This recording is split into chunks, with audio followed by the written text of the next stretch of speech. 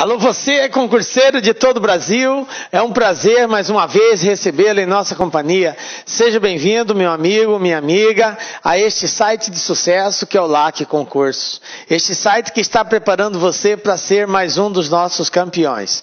Sou o professor Jefferson Fiel, professor de matemática e de raciocínio lógico, e na aula de hoje nós vamos falar sobre números racionais, mais especificamente o conjunto Q, porque a letra Q é a letra que representa o conjunto dos números racionais.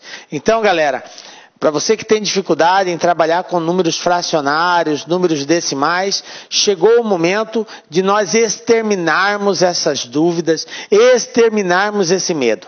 Vem comigo, galera. Então, vamos lá falando sobre números racionais. Bom, na aulinha de hoje nós vamos falar sobre o conjunto dos números racionais. Vamos elencar algumas propriedades dos números racionais e vamos principalmente fazer operações envolvendo números racionais, ok? Bom, o que é os números racionais, gente? Os números racionais é o conjunto Q, representado pela letra Q do nosso alfabeto latino. Ele é muito conhecido como números fracionários. Tá? Muita gente chama ele de números fracionários. O conjunto Q, racionais, é os números fracionários. Na verdade, não é só fracionários. É todo número que pode ser escrito na forma de fração. Isso que é o conjunto do Q. Só um pouco de história para nós entendermos de onde surgiram as frações.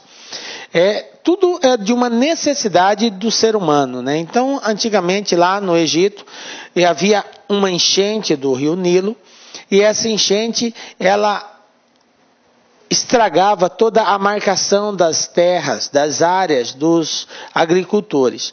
E quando o rio baixava, eles tentavam e faziam a remarcação dessas terras. Só que nem sempre davam um valor exato. Então, às vezes havia necessidade de colocar números fracionários, valores fracionários e não inteiros. Então, foi de lá que surgiu as frações. Só a título de curiosidade, galera. Mas vamos lá. Conjunto dos números racionais. O que é o conjunto dos números racionais? É todo conjunto que pode ser escrito na forma de fração. Então, nós vamos levar em consideração dois valores, A e B. A e B são números inteiros, ok? Deixar bem claro isso. A e B são números inteiros, com a condição de B não ser nulo. Por quê? Porque eu tenho uma fração A sobre B. E na matemática, nós não tem como nós dividirmos se o denominador for zero. Não existe divisão por zero, ok? Então, o denominador da fração nunca pode ser nulo. Então, como é A sobre B, o B não pode ser nulo. Então, nós chamamos de número racional ao quociente, né, a razão estabelecida entre esses dois números A e B. A sobre B, ok? Alguns exemplos de números racionais. Eu tenho aqui 2 sobre 3, 6, menos 3 sobre 5, 87 sobre 95, 17 e por aí vai. Aí você fala, professor, mas o senhor falou 6, 17, isso aí não é fração. Galera, os números racionais, eles não envolvem somente os números fracionários. Ele envolve todos os números inteiros que podem ser escritos na forma fracionária. E todo número inteiro pode ser escrito na forma de fração. Então, se eu tenho, por exemplo, o 6, eu posso escrevê-lo na forma de fração. É só representar assim, ó, 6 sobre 1. Pronto, é uma fração. Então, se é uma fração, é um número racional, ok? Então, eu posso escrever um número inteiro na forma fracionária. Por isso que nós dizemos que todo número inteiro é um número racional, ok? Por quê? Porque ele pode ser escrito na forma fracionária. Bom, o conjunto dos números racionais, como nós já dissemos, ele é representado pela letra Q, maiúscula, sempre expressa na forma maiúscula. Quando nós indicamos um conjunto, nós devemos indicá-lo com a letra maiúscula, ok? Então, para a gente fazer uma análise e um comparativo do conjunto dos números racionais com outros conjuntos, que é o conjunto dos números inteiros e o conjunto dos números naturais, para que fique bem claro isso, essa relação, nós temos o seguinte. Todo número natural, ele é inteiro. E todo número inteiro, ele é racional. Então, o conjunto dos números racionais é o conjunto que envolve todos os números inteiros. Então, a gente fala inteiro porque natural é inteiro. E todo inteiro é racional também. Então, o conjunto dos números racionais envolve os números inteiros e envolve também os números decimais. Enfim, todos aqueles que podem ser escritos na forma de fração. Isso que é o conjunto dos números inteiros. Então, simbolicamente, nós representamos assim. Então, o conjunto Q é todo valor que pode ser escrito na forma de fração, com A pertencente aos números inteiros e B também pertencente aos números inteiros com asterisco. O que nós falamos a respeito do asterisco? Toda vez que aparece o asterisco, indica que não está incluso o zero. Isso quer dizer que B pode ser um número inteiro, mas não pode ser zero. Ok? Uma outra forma de nós representarmos seria assim. Dizer que o conjunto dos números racionais é todo número fracionário, né, A sobre B, sendo A e B inteiros e B diferente de zero. É uma outra forma de nós fazermos essa representação. Bom, subconjuntos de quê? O que é subconjunto? Subconjunto é parte de um conjunto. Eu tenho um conjunto dos números racionais, que é todos os conjuntos. E eu tenho parte desses conjuntos. Parte desses conjuntos são chamados de subconjuntos desse conjunto, que é o conjunto dos números racionais. Então, vamos ver alguns subconjuntos de quê? Bom, além dos números naturais e números inteiros, que são subconjuntos dos números racionais, nós temos o seguinte. Quando aparecer o asterisco no Q, indica que o zero está fora. Então, é um conjunto formado por todos os racionais, com exceção do zero, sempre que aparecer o asterisco. Se aparece o Q com mais, indica que é só os racionais positivos, os negativos estão fora. Professor, o zero entra aqui, o zero entra. O zero só não vai entrar se aparecer o asterisco. Como não apareceu o asterisco, então o zero entra. O outro seria o Q menos. Então agora entra só os racionais, só que os negativos, porque é Q menos. Aí eu tenho o Q mais com asterisco, quer dizer, agora são os positivos, mas sem o zero, porque apareceu o asterisco. E eu tenho o Q menos com asterisco, ou seja, só os negativos, com exceção do zero, ok? Então esses aqui são alguns modelos de subconjuntos do conjunto Q, ok? Bom, esse conjunto também pode ser representado na reta numerada. Bom, o que é a reta numerada? É uma reta onde nós traçamos aqui todos os valores pertencentes ao conjunto Q de forma ordenada. O zero é o centro. Olha aqui, uma forma de representar geometricamente. Então, quando diz representação geométrica, é a representação na reta. O conjunto Q é construir uma reta e considerar o número zero como a origem. Então, está aqui o zero. Aqui é a origem, é o divisor das águas. À direita do zero, eu tenho os números racionais positivos. À esquerda do zero, eu tenho os números racionais negativos. Então, direita positivo, esquerda negativo. E aí, ele vai seguir uma ordem de crescimento, tá? Do menor para o maior. A mesma coisa da direita para a esquerda. A partir do zero, ele vai diminuindo. Então, para a direita ele vai aumentando e para a esquerda ele vai diminuindo. Quanto mais a esquerda tiver o valor, menor ele será, ok? Quanto mais a direita tiver o valor, maior ele será.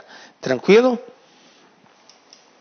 Bom, entre dois números racionais, existem infinitos outros números racionais. O que o exercício quer dizer? Quer dizer que se eu tenho um número racional aqui, ó, 1 entre 1 e 5 sobre 4. Nesse trechozinho aqui, gente, existem infinitos números. Infinitos números. O que é infinito? É infinito, aquilo que não tem fim. Professor, mas é difícil a gente mostrar isso. É difícil você mostrar, porque são infinitos. Mas a gente tem que entender que o número nunca tem fim. Por quê? Eu vou ter o número 1, eu vou ter o 1,1, eu vou ter o 1,11, eu vou ter o 1,111. Sempre vai existir um número depois, um número depois, um número depois. Depois vai vir um 2, depois vai vir um 3, depois vai vir um 4. Então sempre vai existir um outro valor. Por isso que nós dizemos que os números são infinitos. E na forma fracionária, nós vamos colocar aqui infinitos valores, ok? A representação é muito difícil, mas a gente entende que, como é possível essa representação, então existe infinitos números entre dois números racionais, ok? Agora, entre dois números inteiros, não existe nenhum outro número inteiro se eles forem sequenciais. Por exemplo, 1 e 2. Entre 1 e 2 não existe nenhum outro número inteiro, ok? Porque 1 é inteiro, 2 é inteiro.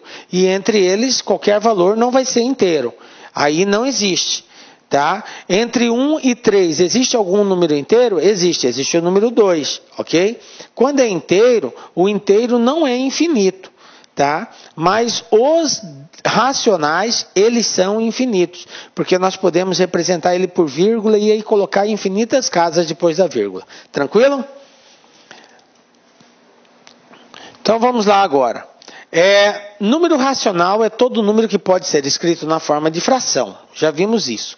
Então nós temos o seguinte. Primeira situação. Todo número inteiro é um número racional. Aquilo que eu falei no início da aula. Por quê? Porque todo número inteiro pode ser representado na forma de fração. O zero é racional? É. 0 sobre 1. Representação fracionária. Menos 6 é um número racional? É. Menos 6 sobre 1 é um número racional. Está representado na forma racional. 2.250 é um número racional? É. Eu posso escrever 2.250 sobre 1. Ok? Então, sempre que for possível eu representar um valor na forma fracionária, esse número é um número racional. Ok? Bom, além desses valores que eu posso representar na forma fracionária, é considerado também número racional as dízimas periódicas. O que é uma dízima periódica, galera? A dízima periódica é quando ocorre uma repetição de valores. Então eu tenho aqui, ó, 0,4444444 e vai para o infinito. Vai para o infinito. Então é uma repetição de valores.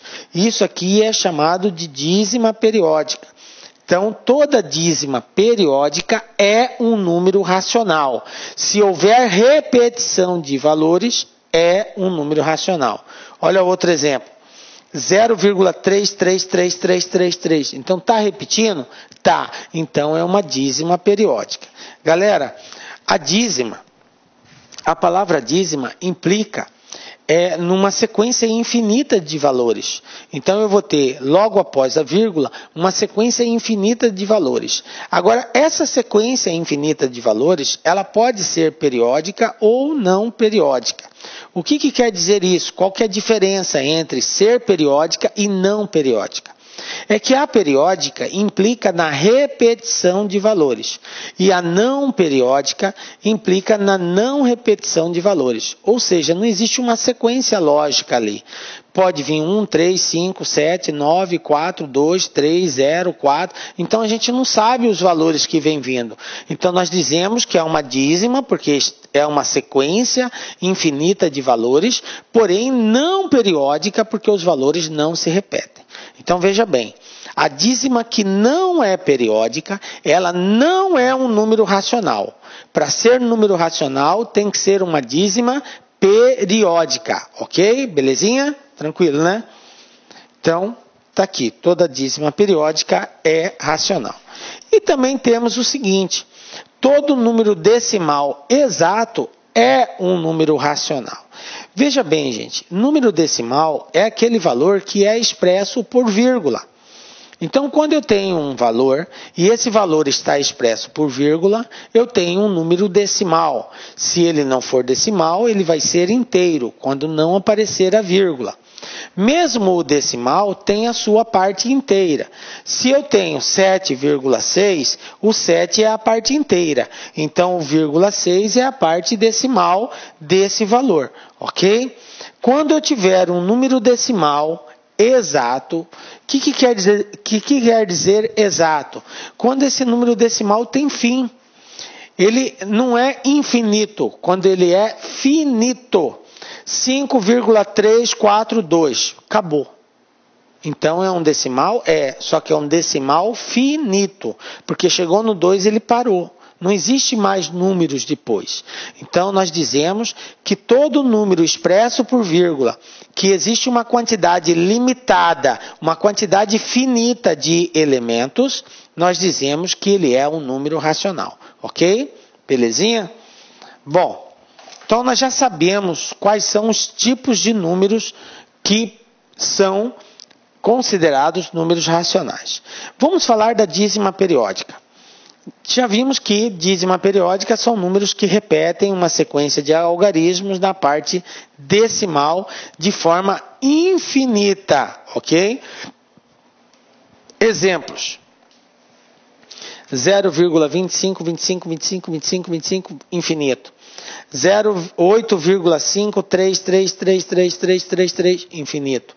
6,123434343434, infinito. Ok? Então, são exemplos de dízimas periódicas. Tranquilo? Bom, em uma dízima periódica, o algarismo ou algarismos que se repetem infinitamente constituem o período dessa dízima. O que a observação está querendo dizer? Aqueles valores que se repetem são chamados de período. Eu tenho aqui, na letra A, 0,25, 25, 25, 25. Então, quem está sendo repetido aqui? É o 25. Então, o período aqui é o 25. O meu período é constituído de duas casas, o 2 e o 5, que são os valores que se repetem. Na letra B, eu tenho 8,53333. Pergunto para vocês, o 5 repete? Não, o 5 não repete. Então, o 5, ele é chamado de período? Não, o 5 não é período. O 5 é um valor não periódico. Ou seja, ele não é um valor que se repete.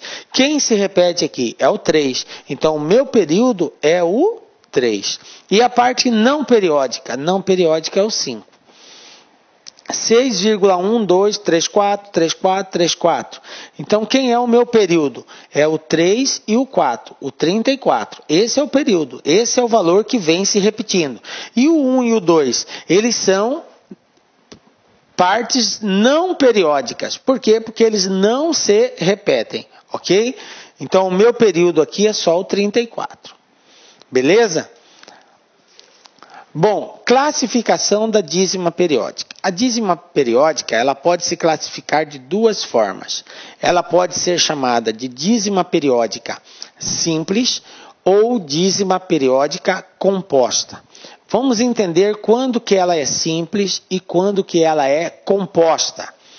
Bom, a dízima vai ser simples quando o período apresenta-se logo após a vírgula. Então, eu vou ter um valor inteiro, ou posso não ter também, vai vir a vírgula, e na sequência, logo após a vírgula, já começa a repetir os valores. Então, começa o período. Tá? Exemplo, 4 sobre 13 é 0,307692. Observem que o 307,692 é o meu período. Porque quando chegar no 692, repete de novo, ó, 307,692. Depois 307,692. Então eu tenho um período aqui que é o 307,692. É esse valor que vai repetir. Tranquilo? Então, esse aqui é um exemplo de uma dízima periódica simples, porque a repetição acontece logo após a vírgula. Quer dizer que não existe nenhum valor que faz parte que é um valor considerado como parte não periódica. Todos os que estão aqui fazem parte do período, ou seja, da repetição. Um caso mais simples para a gente visualizar melhor. 0,6666. Olha só, logo após a vírgula, já começou a repetir os valores. Então, eu tenho uma dízima periódica que é simples. Então, repetindo, para captar bem. Dízima periódica simples é aquela em que logo após a vírgula já aparecem os valores que vão se repetir, ok? Logo após a vírgula. Então, o período já acontece. Beleza? Um outro exemplo, ó. 31 dividido por 33, 0,93939393. Observe que logo após a vírgula já começou a repetição. Então, é uma dízima periódica? É uma dízima periódica. É uma dízima periódica simples? É. Por quê? Porque logo após a vírgula já começou a repetir os valores. Tá? Os valores que se repetem já apareceram logo na sequência após a vírgula. Bom, mas a nossa dízima também pode ser composta. Quando que ela vai ser chamada de composta? Quando há uma parte não periódica, ou seja, não repetitiva entre o período e a vírgula. Isso quer dizer que logo após a vírgula vai existir um ou mais valores que não irá fazer parte do período. Vai existir um ou mais valores que não irá se repetir, ok? Então esses valores que não se repetem são chamados de parte não periódica, ok? Então vamos ver um exemplo disso. Olha só, 0,97777. Qual é o meu período aqui? O meu período é o 7. É o 7 que está repetindo. O 9 está logo depois da vírgula, mas ele repete? Não. Então o 9 é chamado de parte não periódica, ok? O valor que não se repete é chamado de parte não periódica. Somente o valor que repete que é chamado de período. Outro exemplo. 0,9722222. Observem aqui. Quem está repetindo? É o 2. Quem não está repetindo é o 97. Então, o 2 é chamado de período, porque ele é o valor que se repete. E o 97, ele é chamado de parte não periódica. Então, eu tenho dois algarismos representando a parte não periódica, ok? E um algarismo que representa a parte periódica. Por quê? Porque a parte periódica ali, naquele exemplo, é composto só pelo 2. É só o 2 que se repete. Um outro exemplo, 0,833333. Olha só, entre a vírgula e o 3, que é o período, existe um algarismo que é o 8, que não se repete. Então, o 8 faz parte da não periódica. E o período é o 3, porque é o 3 que se repete. Tranquilinho? Entenderam a diferença da regra de 3, da dízima simples para a composta? Então, na simples, não existe parte não periódica. Logo após a vírgula já começa o período. Na composta, vai existir um ou mais algarismos que fazem parte da parte não periódica. Ok? Então, na composta tem parte não periódica. Na simples só tem período. Não existe parte não periódica. Belezinha? Bom, um outro assunto muito importante, galera, é a geratriz de uma dízima periódica. O que é a geratriz de uma dízima periódica? Bom, vamos ver primeiro a geratriz de uma dízima periódica simples, tá? Geratriz de uma dízima periódica simples é uma fração cujo numerador é o período e o denominador é formado por tantos noves quantos forem os algarismos do período. Caso a dízima possua parte inteira, ela deve ser incluída à frente dessa fração, formando um número misto. Então, nós temos aqui o seguinte, olha só, dois exemplos. 0,7777. Isso aqui, gente, é uma dízima periódica, ok? Dízima periódica, 0,7777. Beleza. O objetivo nosso é encontrar a geratriz dessa dízima. O que é a geratriz? É uma fração que vai originar, que vai gerar essa dízima. Por isso que a gente diz geratriz. Geratriz da dízima é uma fração que, ao ser processada, ao fazermos a divisão dela, o de cima dividido pelo de baixo, o resultado dá como a dízima periódica que ela representa. Então, se eu dividir 7 por 9, a resposta vai ser 0,777777. Se eu dividir 23 por 99, eu vou encontrar 0,23, vai dar uma dízima periódica, ok? Então, aqui está nos mostrando como que faz para nós encontrarmos a fração que gerou essa dízima. Então, se a dízima for uma dízima simples, dízima periódica simples. Bom, se ela for simples, olha só como que vai ser constituída. Quem é o cara, porque é uma fração. Se é uma fração, eu tenho que descobrir quem vai no numerador e quem vai no denominador, ok? Encontrar a fração que gerou é encontrar o valor que vai ficar em cima e encontrar o valor que vai ficar embaixo. Veja bem, o que a regra diz? O cara que vai ficar em cima, no numerador, olha aqui, ó, é uma fração cujo numerador, tá aqui, ó, numerador, é o período. É o período. Quem é o período dessa dízima? É o 7. Então, o numerador vai ser o período. E o denominador é formado, agora, ó, denominador é formado por tantos noves,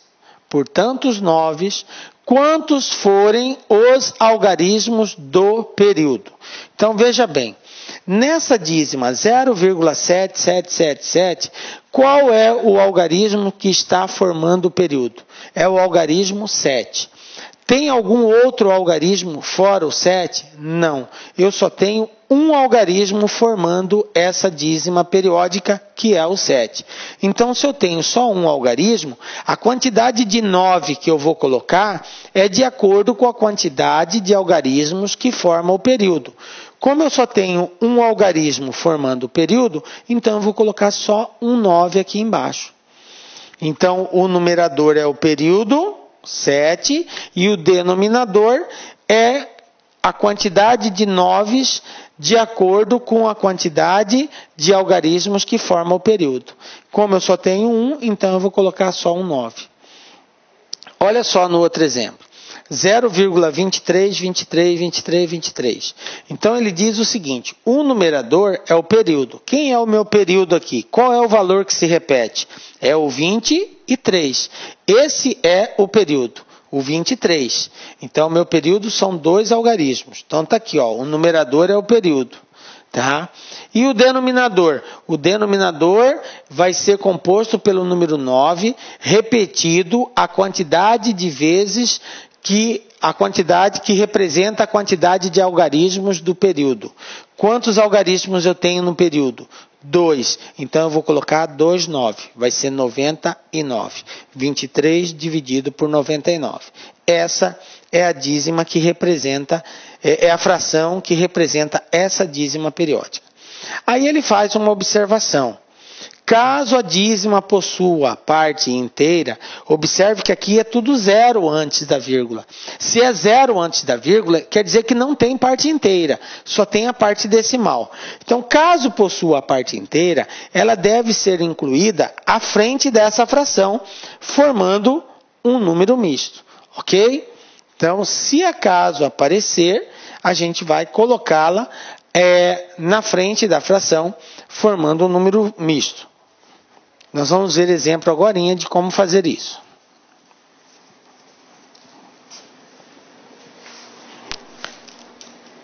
Então vamos lá, olha só.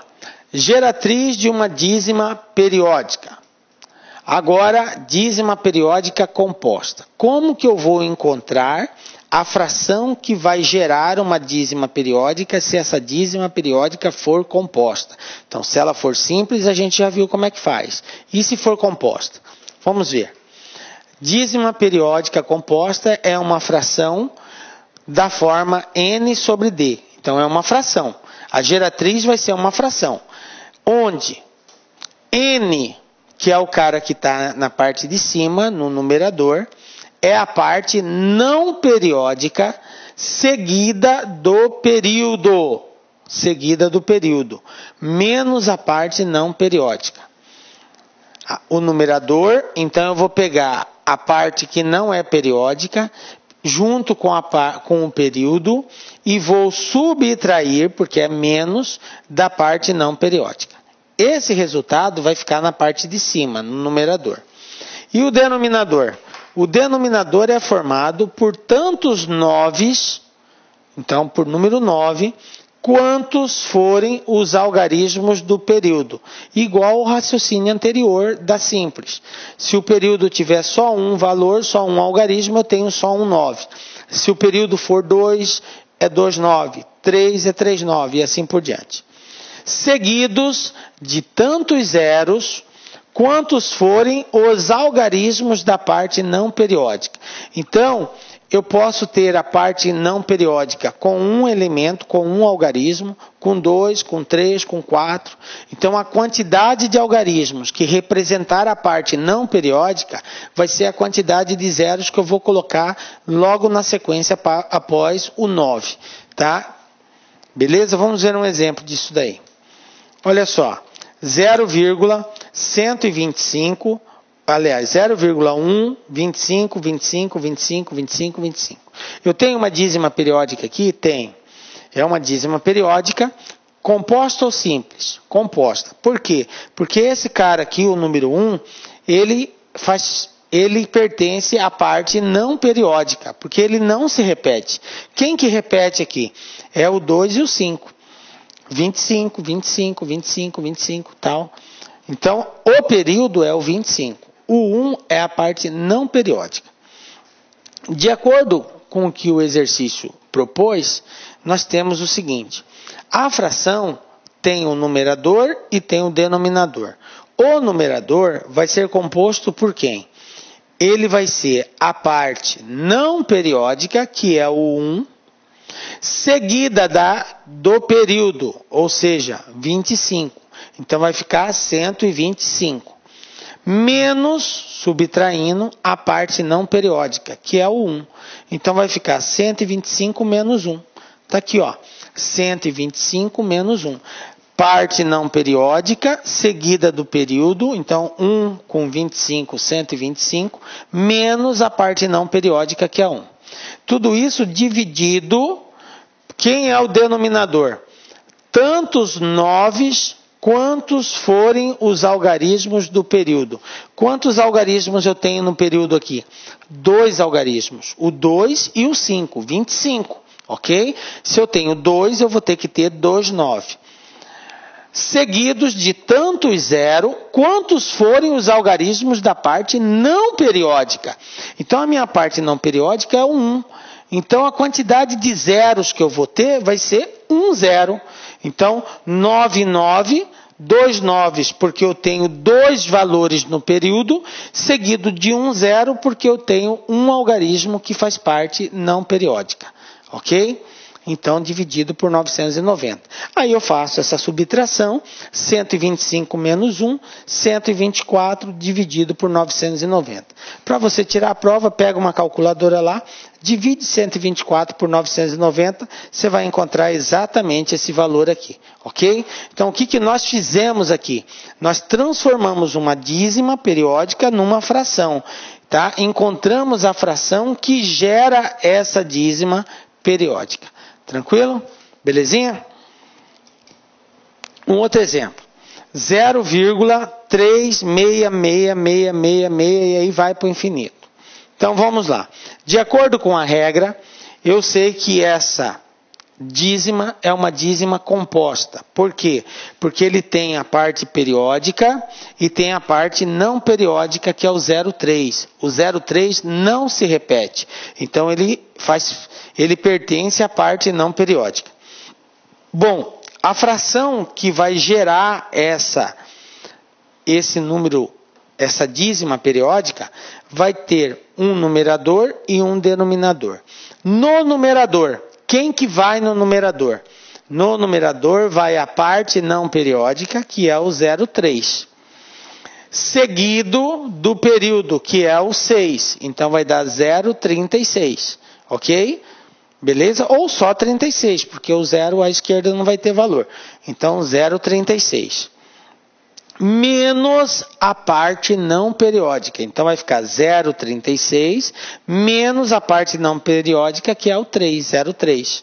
Então 0,36 menos 3. Tranquilo? Dividido por quem? Quem vai no denominador? Tantos noves quantos forem os algarismos do período. O meu período é constituído de quantos algarismos? Somente um. Só o 6. Só o 6 que está repetindo aqui. Então, só tem um algarismo. Então, vou ter só um 9. Seguido de tantos zeros quantos forem os algarismos da parte não periódica. A minha parte não periódica é constituída de dois valores, o 0 e o 3. Então, eu vou ter 2 zeros junto com esse 9. Então, vai ficar 900. Então, eu vou ter isso. 0,36 menos 0,3 dividido por 900. 36 menos 3, 33 sobre 900. Portanto, esta é a fração que representa esta dízima periódica. Galera, essa forma de encontrar a geratriz, ela é muito mais prática. Se você treinar isso daqui, você vai com muita facilidade encontrar a fração geratriz. Diferentemente daquela regra que foi ensinada lá no ensino fundamental, de multiplicar por 10, por 100, por 1000, coisas desse tipo que confundem muito, tá? Então, entenda esse... Olá, meus amigos, minhas amigas, sou o professor Luiz Antônio de Carvalho e com muito prazer, muita satisfação, estou aqui para apresentar o nosso super projeto pedagógico para o concurso do Banco da Amazônia, BASA 2018. Nós do Lá Concursos, nós elaboramos um curso online top de linha, você pode ter certeza absoluta com esse nível de aula que você acabou de assistir. Essa videoaula é uma aula de divulgação do nosso curso do BASA. Nós temos aí muito mais videoaula, isso aí é apenas aí 30%, 40% aí, que 40%, 30% dessa videoaula da videoaula completa. E temos outras videoaulas que não estão disponíveis também no YouTube a título de demonstração. Nosso curso não é apenas videoaula, nosso curso nós temos projeto pedagógico, nós temos guia de estudos, nós temos o personal coach, que é o estudo em regime de metas, ou seja, personal significa pessoal e coach significa treinador.